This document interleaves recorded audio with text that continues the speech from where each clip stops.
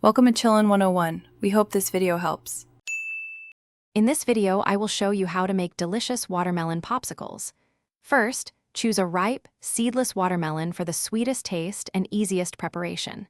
Next, cut the watermelon into large chunks, making sure to remove any seeds you find.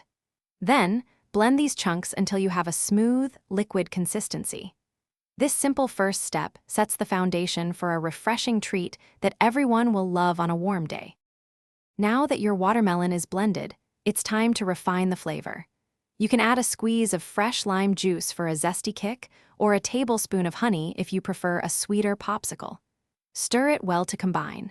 Carefully pour the mixture into your chosen popsicle molds, filling them almost to the top.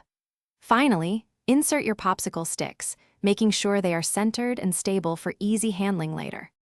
Once your molds are filled and sticks are in place, transfer them to the freezer.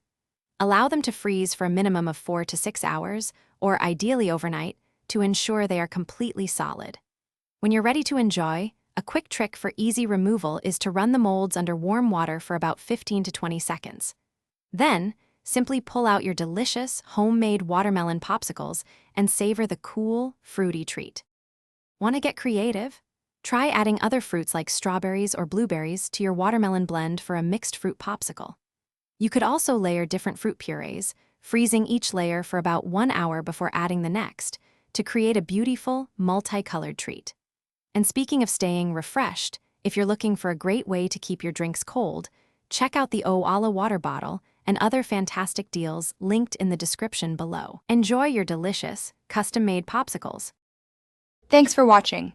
Consider subscribing if we helped you.